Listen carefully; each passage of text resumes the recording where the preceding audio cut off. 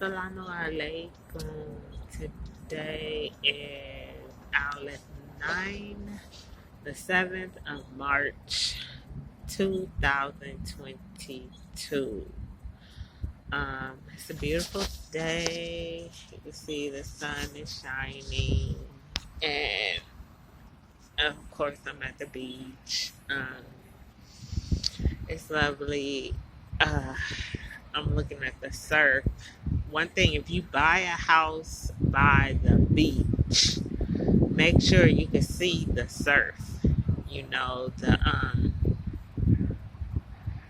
That's just a selling point. You might have a view of the ocean, but if you can see the surf, I don't know if you can see it over there, it just makes it a lot better. I got some more headphones, which, makes listening to music a lot better. I have something really, I got raped, and it was, just a horrifying experience. But to me, the most important thing is that Allah, I feel like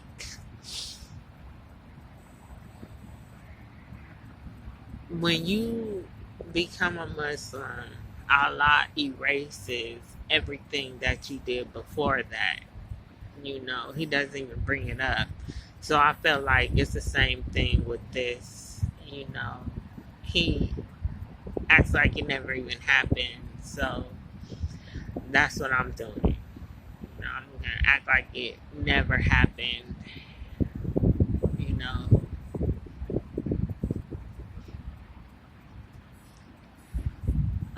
As far as my purity, my haya, modesty, everything in Arabic, I feel like it's a big conspiracy among I don't even want to say the word, but one time I was walking down the street and I heard, I am in tune to, the Quran calls it al-ghaib, which is things that most people can't see or hear.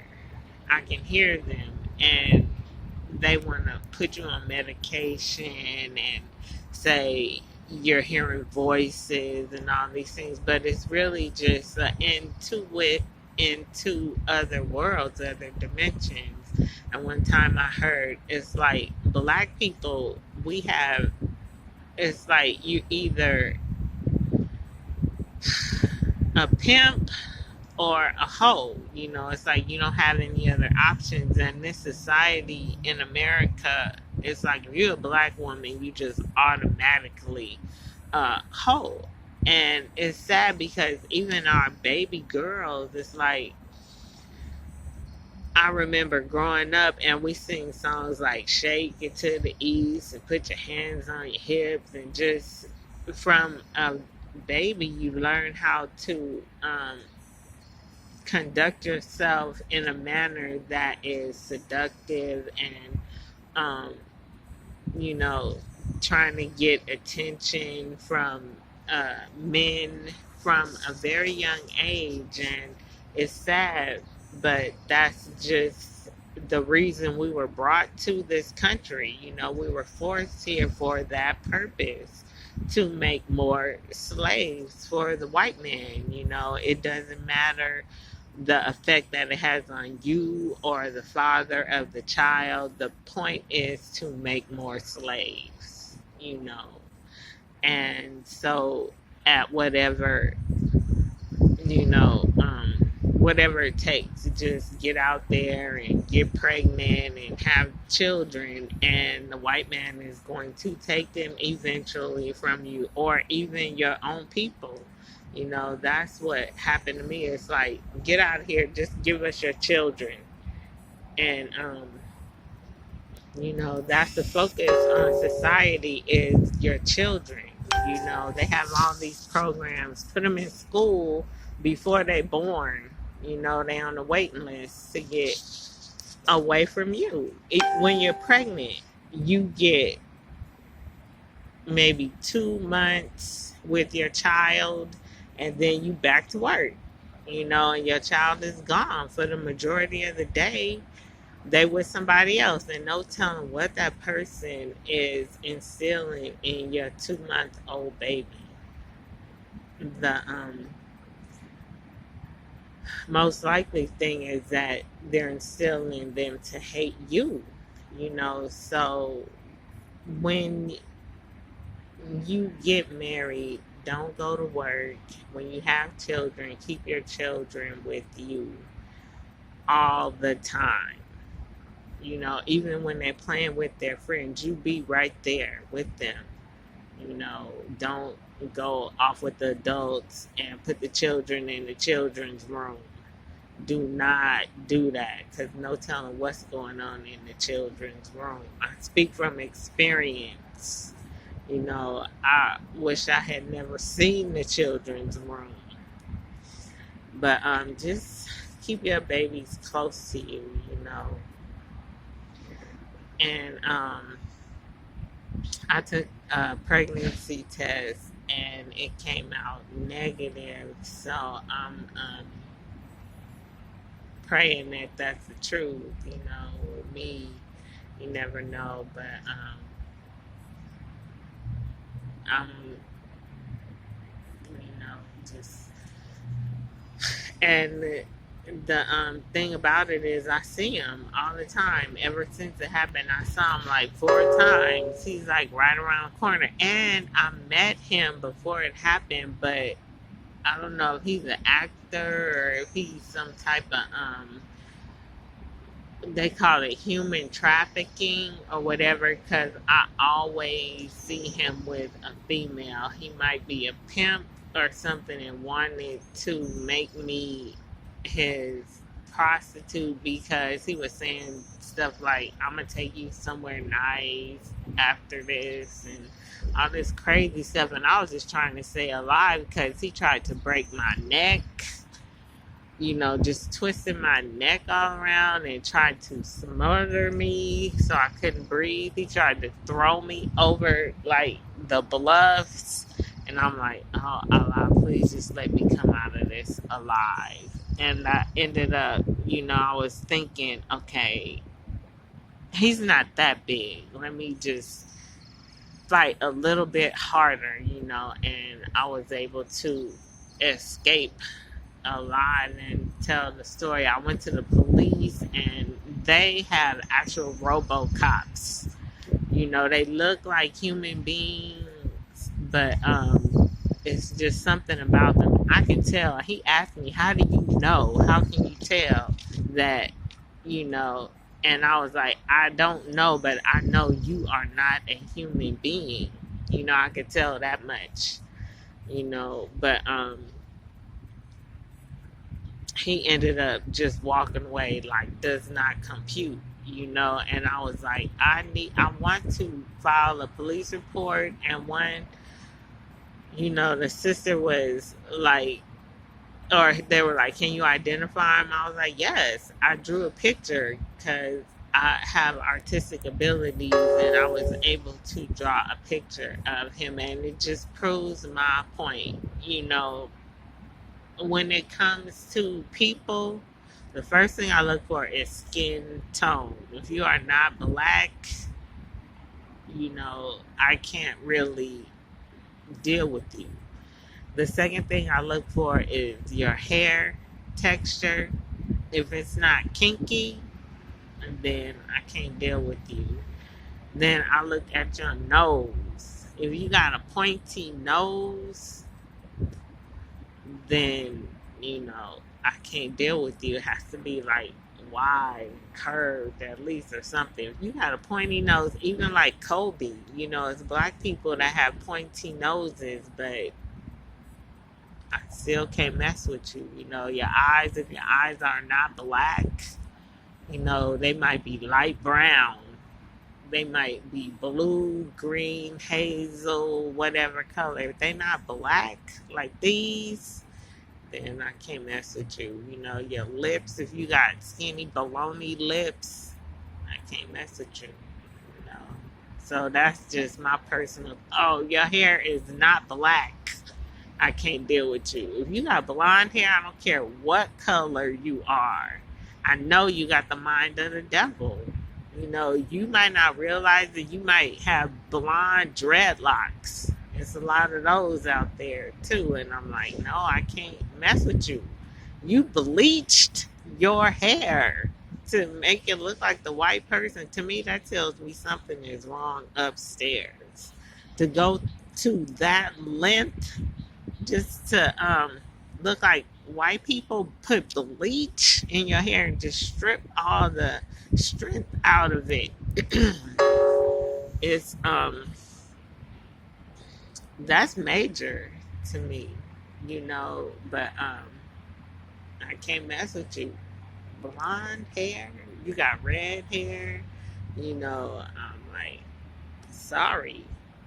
Because the next step is blonde. You know, you gotta have black hair, black, like this.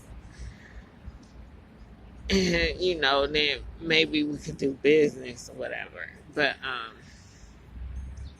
I mean, like work together as far as business. But, maybe socialize.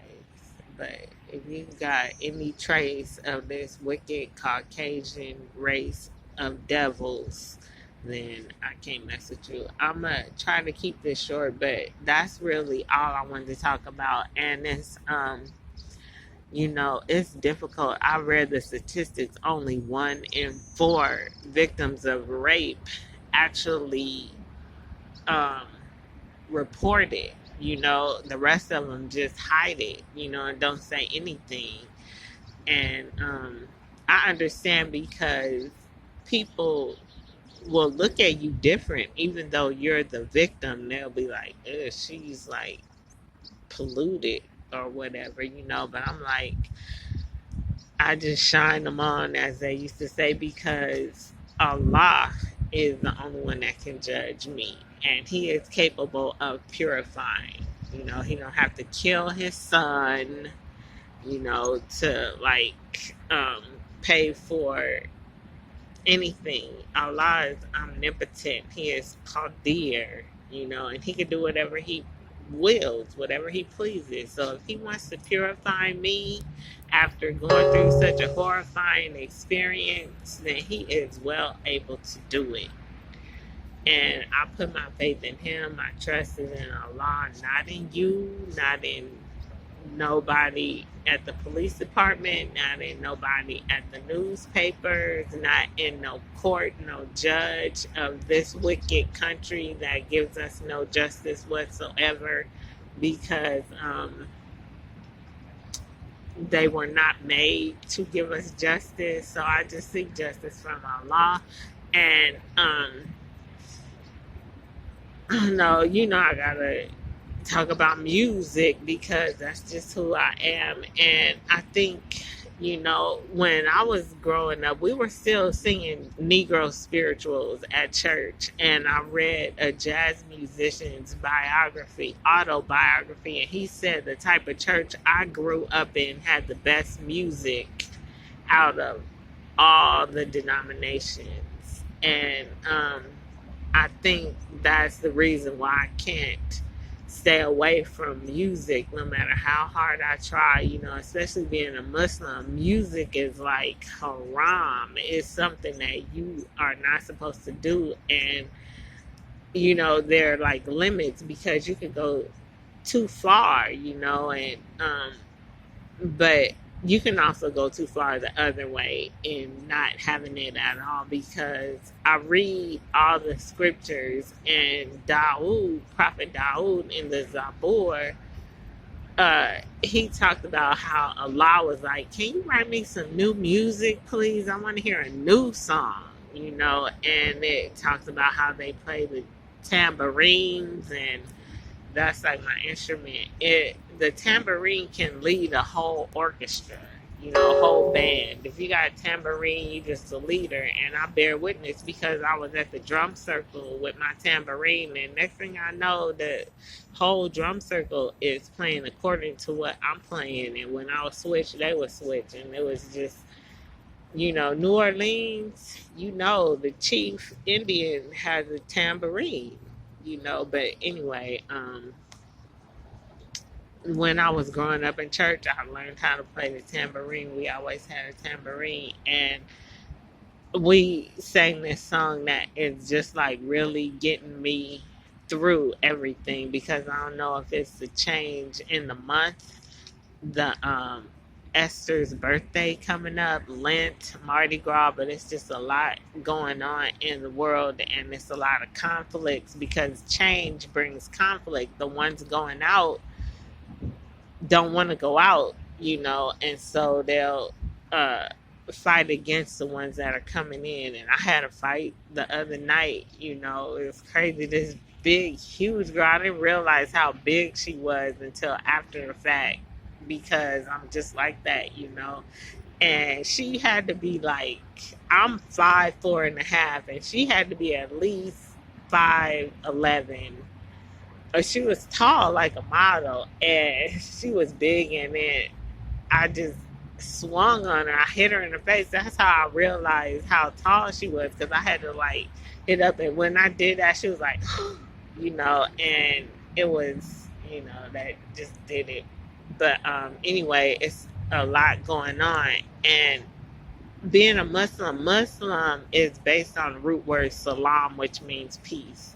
So I'm like, we used to sing this song. It goes, victory, victory, victory shall be mine. Victory shall be mine. Victory shall be mine. If I hold my peace and let Allah fight my battles, victory shall be mine. So I just, I'm trying to live by that. Someone told me you choose your battles or whatever, but I'm just like giving it all over to Allah. And I guess I have to sing the song because I like music, but it goes, victory, victory shall be mine. We were slaves, so victory, victory shall be mine. If I hold my peace and let Allah fight my battles, victory, victory shall be mine. Victory, victory shall be mine. Victory, victory shall be mine. If I hold my peace and let Allah fight my battles, victory, victory shall be mine. One more time. Victory, victory shall be mine. Wish I had my tambourine. Victory, victory shall be mine. Oh, if I hold my peace and let Allah fight my battle. Victory, victory, victory, victory, victory, victory shall be mine. I throw a little jazz in there. Okay, oh my God, the Brandons broke up. No, I'm so glad because I do not like the saxophone. It sounds vulgar and seductive, and it's not an original horn. You got the trumpet family, which is like a bugle, a cornet, trumpet, and you got the trombone, and you got the tuba. And that's it. Maybe French horn, English horn, flugelhorn, or whatever. But the saxophone does not belong. In New Orleans, in the Jazz Museum, they talk about the man who invented it. It does not go back to biblical days like the ram's horn. Which sounds just like a trumpet, and that's why they call it a horn. But yeah, on Wednesday, I don't know what was going on because I get in a zone and I'm like, don't mess with me, don't talk to me. You see, I got my umbrella. It's parasol, but it's also para privacy. Get away from me, stay away from me. That's what my little shield does. But they were wrapping up, and usually Brandon number 2 sings. When I first met them, he was like, I'm really a singer. That's my thing. I sing. I'm a singer. So usually every week he would sing a song at the end of their set. But I don't know. My son Hakeem told me saxophone players are all about money, and from my observation, he's like 100% right and exact, So I don't know. The other guy plays a pocket trumpet, and I have to admit I was wrong because I was trying to say it was a cornet, but I googled what's the difference between a pocket trumpet and a cornet, and you know he's right. It's a pocket trumpet, but on Wednesday, I don't know. I'm like there every week. I call myself their number one fan, but it's like you grow. The more you do something, you can't help but to grow and learn and become better. Your mistakes make you better, and just practice makes you better. Just doing, if you do anything for a length of time, no matter what it is, it could be robbing people, you're going to get better at it, and if you play music, if you do it even without like setting the time to do it, but just at your leisure because you love it, you're gonna get better. So me being the audience, I'm getting better at being an audience member too, and also having lived in New Orleans, which is like the best at everything culturally, food, music, style, design, or whatever. But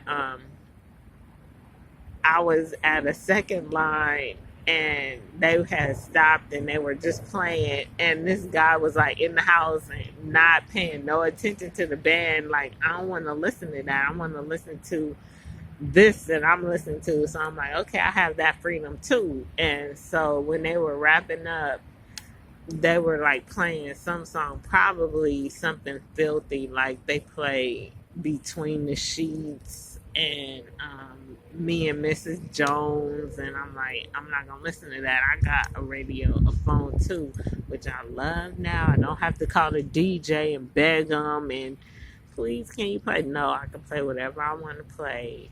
And so I was playing the singer Brandon number 2.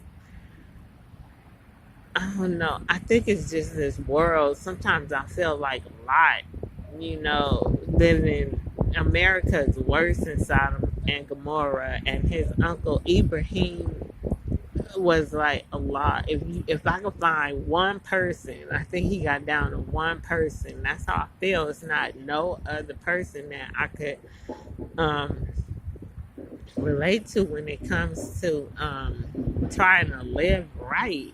I go to the mosque and I'm sitting outside the masjid, and I'm listening to these people who are not from this country, and so they probably don't understand. I know they don't understand the seriousness of using profanity.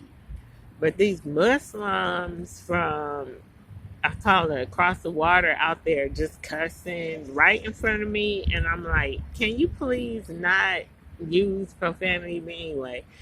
So B Brandon number 2, when I first came, he was singing Sunday Kind of Love, and that was when I was still talking to him, trying to give him the benefit of my musical knowledge. And I was like, don't sing you want a Sunday Kind of Love because you're not going to get it. You got to get married, and then you can have Sunday, Monday, Tuesday, Wednesday, Thursday, Friday, Saturday Kind of Love. Don't sing Sunday Kind of Love. Don't sing that. It's filthy.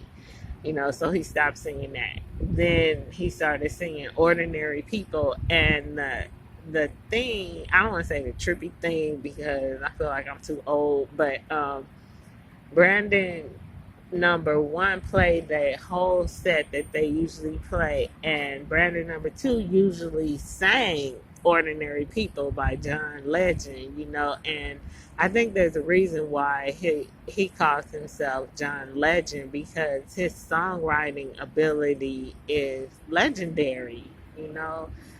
He was homeschooled, and I actually bought his first album. Remember, dang, I cannot remember the song. His first single. Da da da da da da. Dun, dun, dun, dun, dun, dun. And he actually used to play piano for Lauryn Hill. I think they kind of had some beef when he left, but sorry, L. But and so the track that they play is just him playing the piano. No other instruments, just solo piano, and it's just beautiful.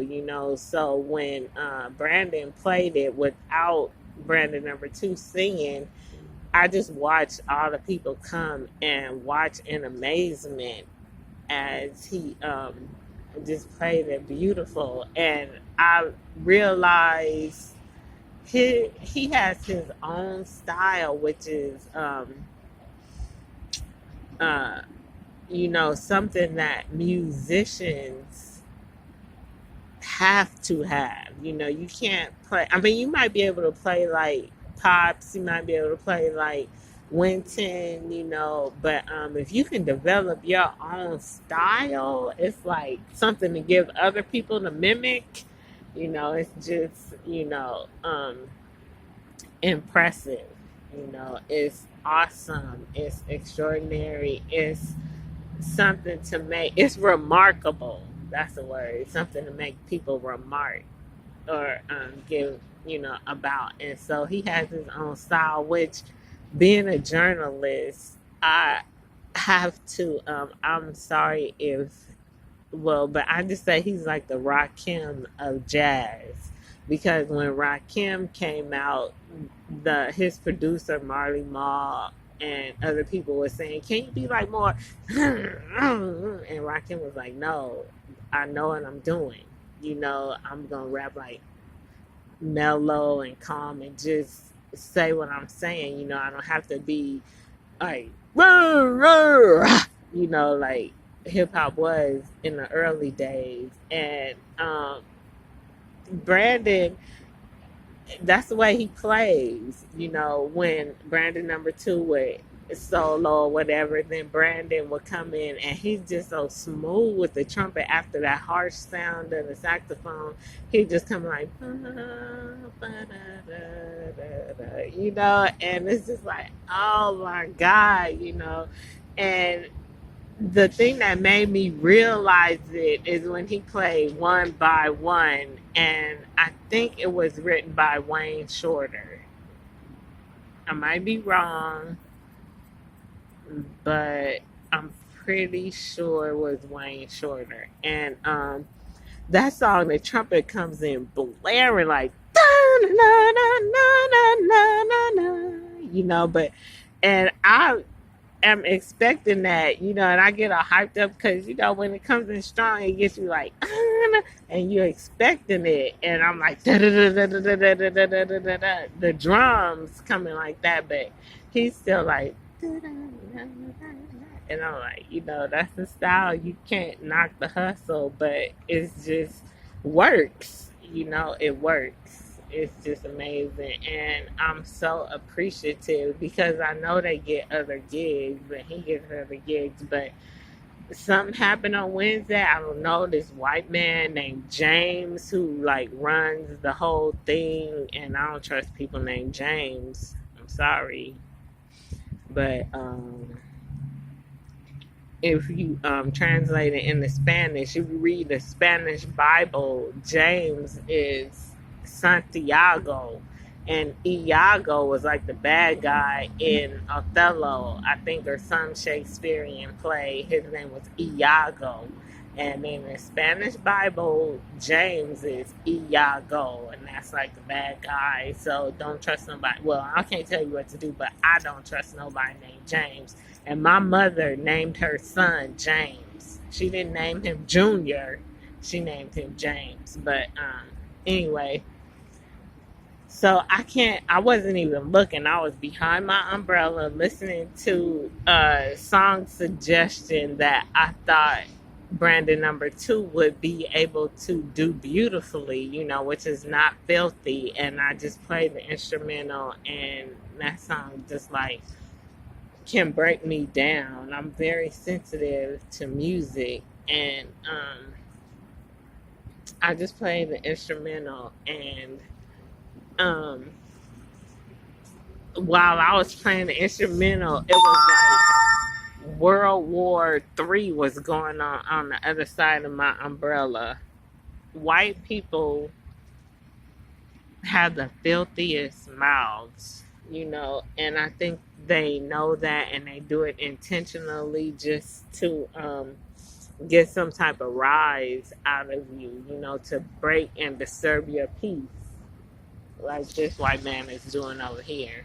Why he just come stand up behind me, you know, all this space over here. But anyway, so I heard him, and he was saying all type of filthy bad words to them, but I didn't think too much of it. I don't know what was going on. They usually count money at that end of the set, so that could have something to do with it. But I don't know what happened. I'm just like really inside my phone listening to the music.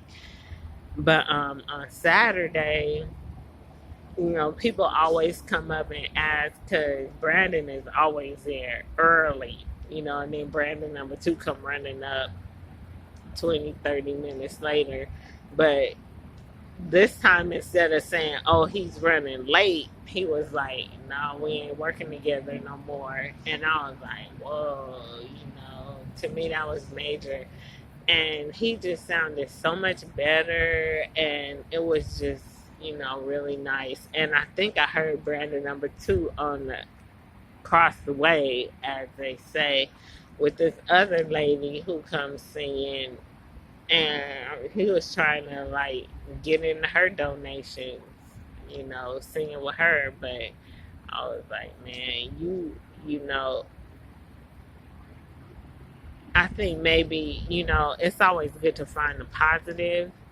So the positive is, if you're going to sing or if you want to be a singer, just do that. Don't try to like ease your way into it. I'm a, play and then just sing a little bit. I know a musician who actually did that. I know of a musician who actually, you know, um, but he was like, I don't know, part of a band, and he actually managed to finagle his own singing career, which to me, he is not a good singer at all. But now most people don't even know he played the instrument. But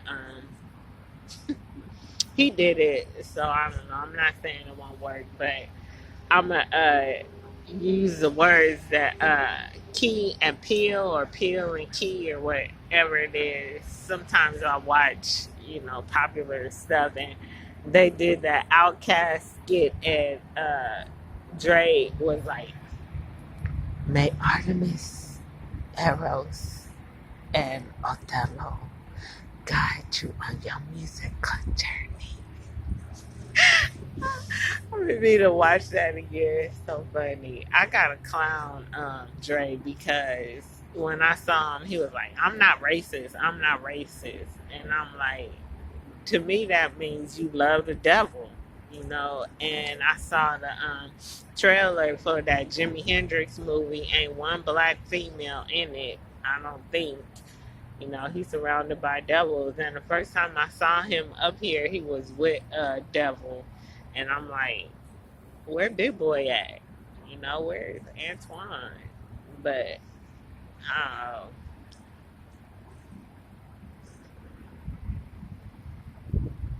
to me, it's sad, but I don't know what he about. Just don't about my business. And I think, let me see if I covered all the bases. The love is solo dolo, and I just loved it. The trumpet is my favorite instrument. I watched that Jackson 5 movie, and Katie was like, she said, if I get a man, he has to play that other vulgar instrument, but I like the trumpet. Oh my God. Another thing, I'm using this as like my therapy, hopefully it can help somebody else, but I lived in New Orleans, and most people everybody knows about Wynton Marsalis. That's what they say in New Orleans because the father's name is Ellis. So when they say the last word, it's like Marcellus. So you remember, where they all came from. And everybody knows about Branford, Some people know about Jason, but they got another brother who to me was like my little secret because I've had a crush, a musical crush, because I don't know what type of person he is, but on Wynton since I was in high school in '88, his first album came out. I was like, yeah, I can dig this. And I don't know, it's 22 now, so that's like 40, or almost 40 years, maybe 30 something. I don't feel like doing the math, but ever since he came out, I was like, it was him, Najee, and Will Downing. Those are like all at the same time they came out when I was in high school. I've been listening to jazz for a long time, but Will Downing, and just to watch him grow, he finally found his niche. Look at these squirrels over here. They just love me. Let me see if I can find something.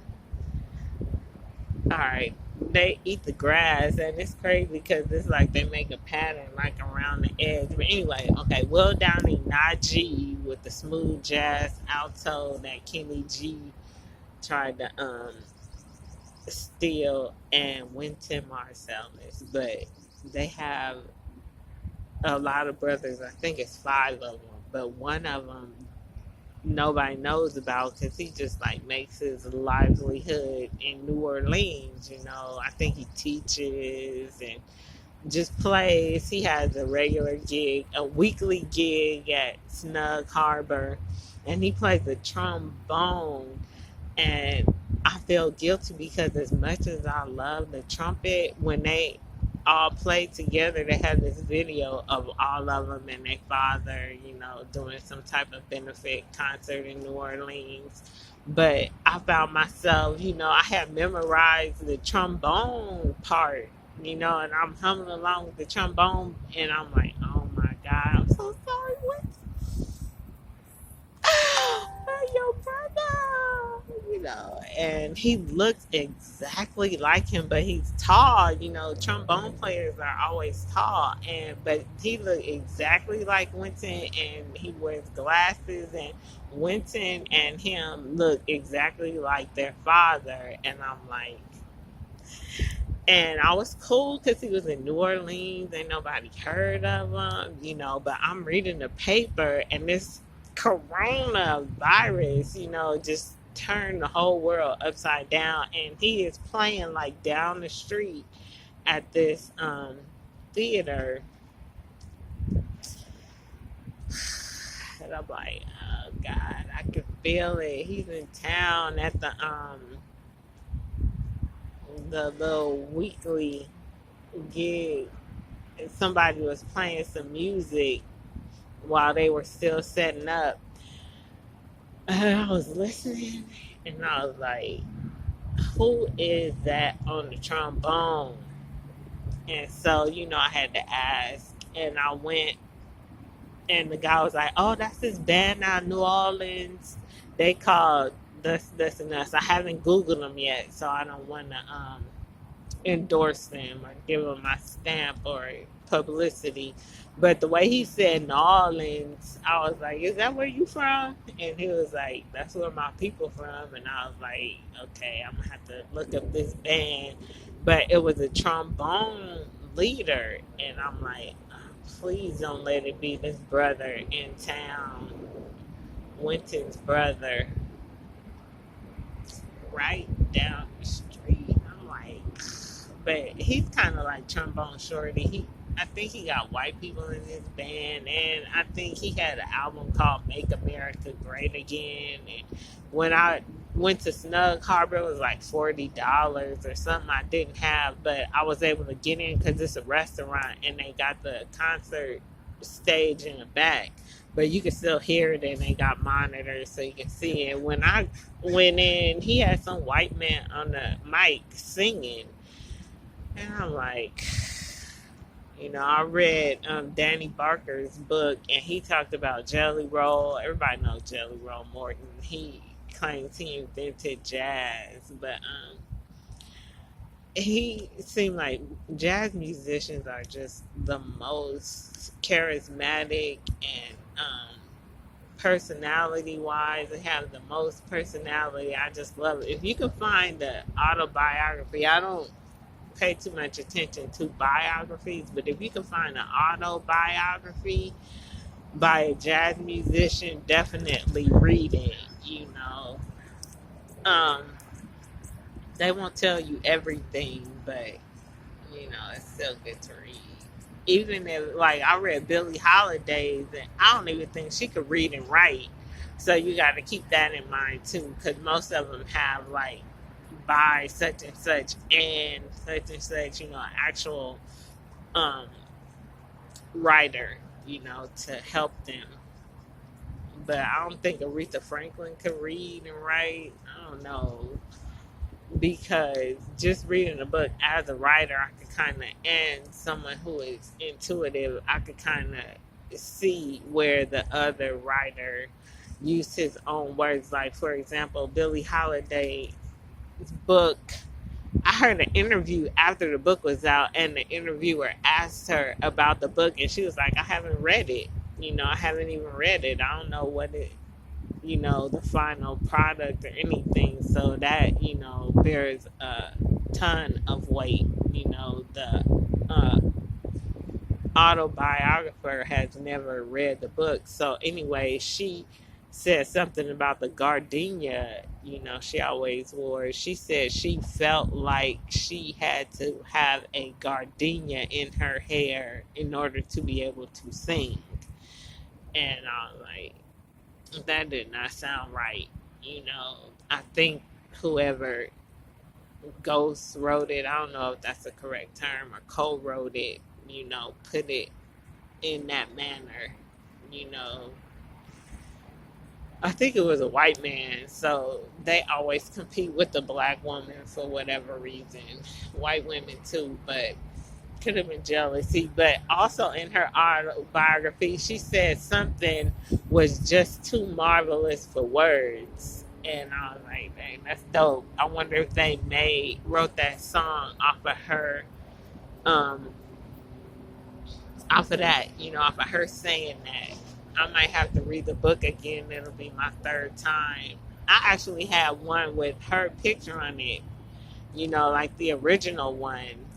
But I gave it to this flute player, this sister in New Orleans, after I had finished it. Then I found it again, but it was after Lady Sings the Blues, which is the title of the autobiography, after it came out, and Diana Ross was on the cover.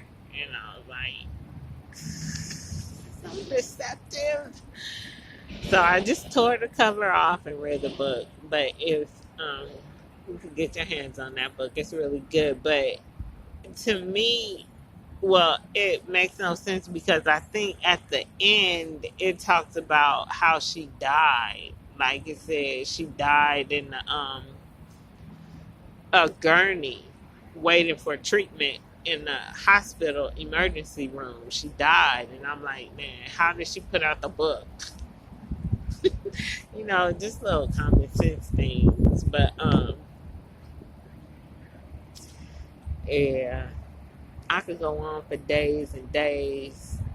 And I'm gonna stop. But Rakim, I have this love hate relationship with him because, oh no, the guy who raped me had a strong, strong New York accent. He sounded just like him, and also he's a black man, which is kind of the reason why I feel like he needs help. I can't. I don't know, something wrong with me or whatever, but I just love black people so much. I feel like you just need some type of help. Maybe be in New York with all them tall buildings where you can't get, like, I think this is 180 degrees of sunshine, where you can see the sky. I can't even hardly go downtown Santa Monica because the sun has to be too high, for me to see it. I like to be in direct sunlight. I don't even like this. You know what I mean? Because when you do this, it just gives you so much life to feel the warmth of the sun on your skin. It invigorates me. I'm very sensitive. I say it again, but I don't even like being in the shadow. When I get in the shadow, I have to move. I'm like my solar panel. I don't work in the shade. But anyway, I have to move and get that direct sunlight. And I think that might be why, he was just so rough. I couldn't believe it. I'm like, maybe I would have talked to you if you just came up and, whatever. I don't know. Maybe not, because I don't talk to many people. But I like guys from New York. He sounds just like Rakim. I would at least talk to you. You don't have to do all of this. But maybe if he gets some sunshine and sees all these squirrels, how can you, I don't know, be rough and tough and, I don't know, when you around squirrels and sunshine and palm trees. And on Friday I saw like 5 rainbows and butterflies and bumblebees and the ocean water. It's just peaceful, and it makes you peaceful people. Everybody talks about how laid back Californians are, and I think maybe if he just stayed out here for a while, he wouldn't be like that. I could not understand how anybody could be so abusive. So I don't know, maybe being out here he'll change. But he sounded just like Rakim.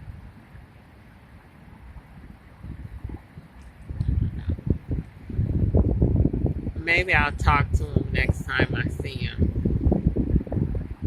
If the police won't do anything. And Allah is the best knower. I feel like everybody black in America has an excuse for whatever is wrong with them, you know. And that's, just being here is my excuse. Whatever they try to pin on me, whatever I do wrong that you might not think is justified, I know it's justified because I'm not supposed to be in this country in the first place. So whatever I do is justified. Feel me? But look at my list.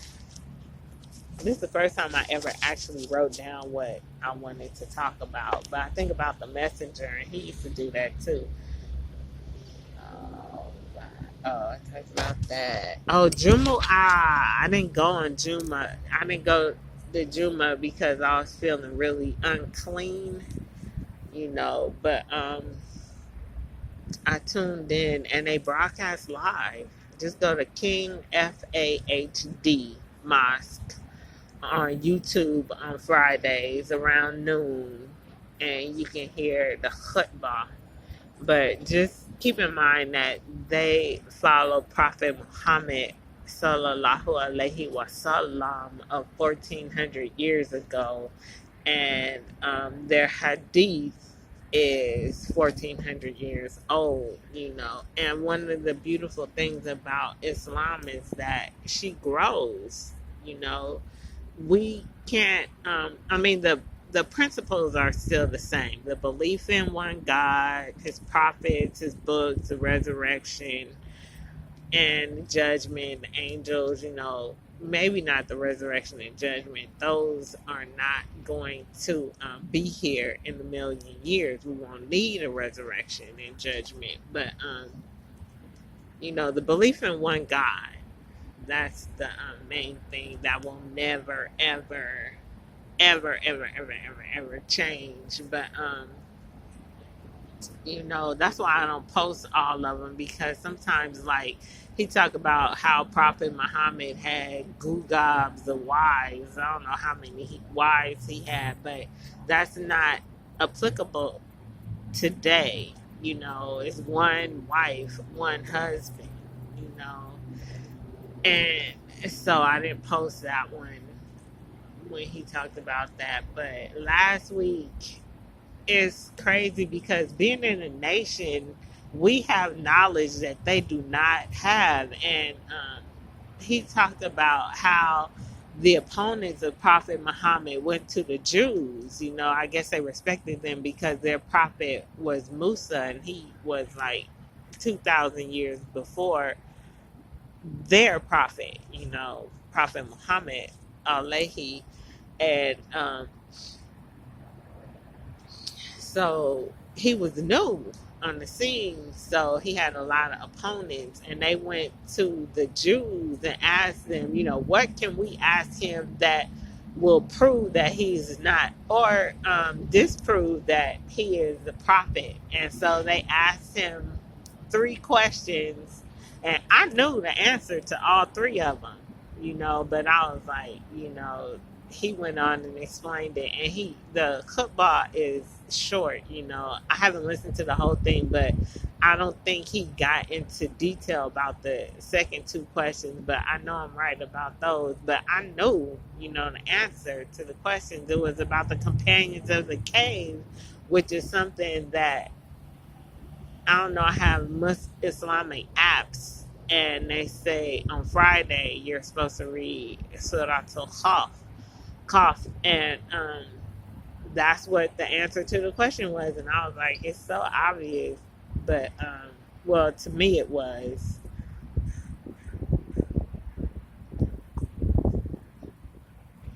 And wow, I've been talking almost an hour, so just tune in to King Fahad Mosque on Fridays, and you can hear Juma for yourself. But just remember, you might have to cut out and add in some of it, or you could just wait and see if I post it, then it has my stamp of approval or some type of disclaimer. But anyway, assalamu alaikum. Thank you for letting me purge. And food. Right now, my go-to is oil and vinegar, milk and honey. Just stir it all up together. You got the best sauce. All right.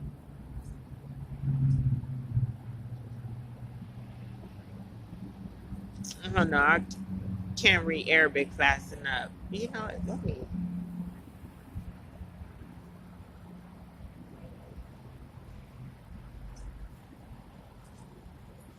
I went to jail again. I was there for one night. They banned me from the library because I found a way to stop the elevator, and I was sleeping in the elevator at night.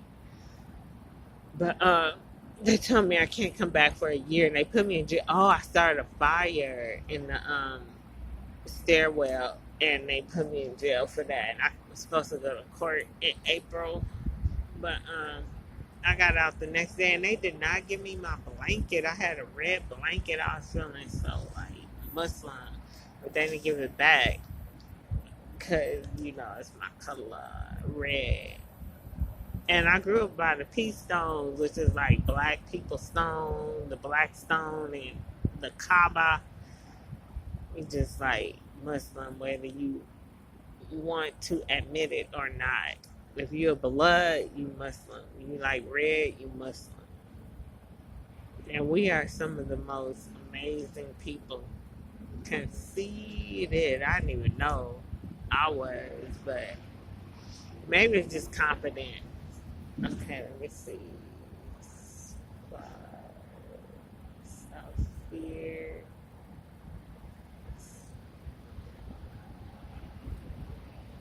I don't know what my notes are.